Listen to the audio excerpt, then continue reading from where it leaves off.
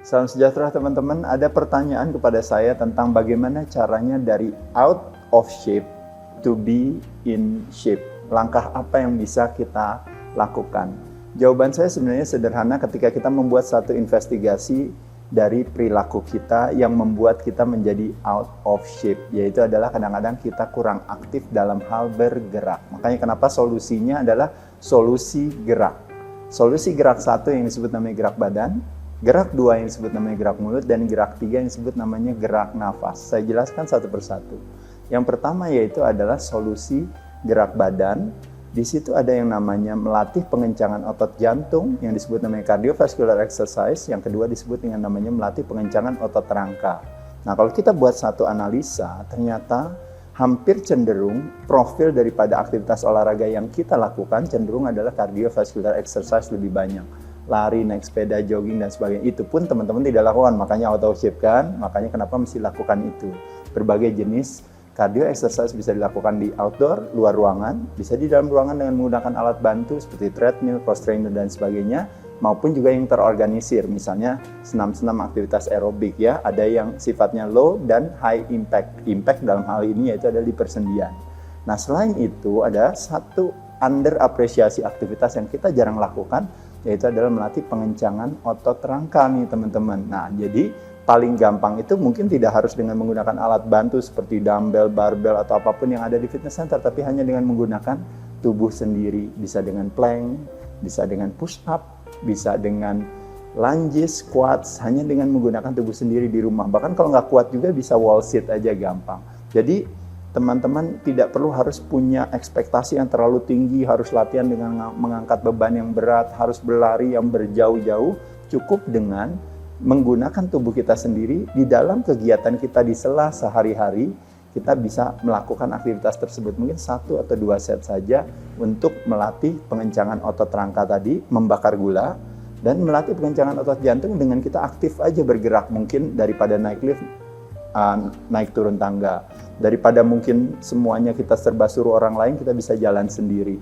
Nah, itu yang disebut dengan namanya non-exercise activity thermogenesis. Bukan olahraga, tapi kita tetap aktif bergerak. Jadi, poin nomor 1, solusi gerak seperti itu. Poin nomor 2, yaitu adalah solusi gerak makan. Yaitu adalah satu, sumber dan penyajian disebut dengan yang namanya dietary restriction. Mungkin agak sulit nih, karena harus memilih-milih penyajiannya sumbernya seperti apa.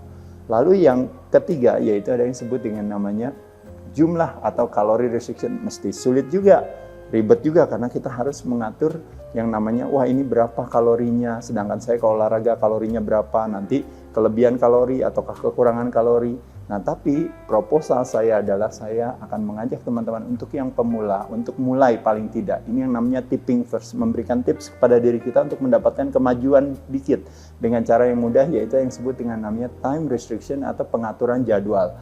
Jadwal dalam jendela makan. Kalau kita tidak makan, itu hanya pada saat kita tidur itu 8 jam, itu kurang lebih 30% daripada 24 jam kita. Nah, dengan kita mencoba untuk jendela tidak makan kita perpanjang dari 30% menjadi 50%, bahkan idealnya bisa di atas 70%, yaitu adalah dengan cara cukup.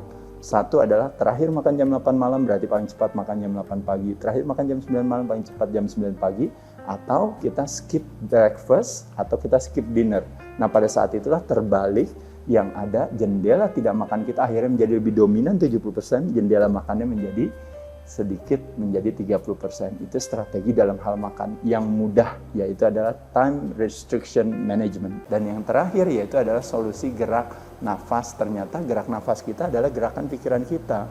Nah, membayangkan kalau kita lagi sebel, lagi kesal, lagi marah, gerak nafas kita pendek dan cepat. Tapi aktivasi relax respon hanya akan terjadi kalau nafas kita pada saat kita buang itu lebih panjang daripada pada saat kita narik.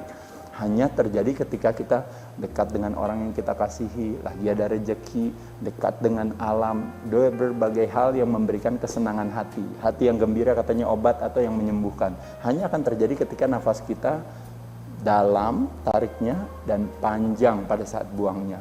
Itu adalah strategi terakhir yang bisa kita lakukan. Jangan kita jadikan stress respon, tarik nafas 2 detik, buang 1 detik, sebagai dominasi daripada kegiatan kita sehari-hari. Tapi kita balik dengan cara kita pay attention terhadap nafas kita, ketimbang 20 kali dalam 1 menit kita bernafas, Kita bernafas, tarik lebih dalam, buang lebih panjang, kurang lebih sekitar 6 kali. Kita ngirit antara 6 kali per menit sama 20 kali per menit. Atau 20 liter per hari sama 6 liter per hari, kita bisa ngiritnya kurang lebih sekitar hampir 14 liter ya. Jadi kurang lebih itu sebagai sebuah analogi.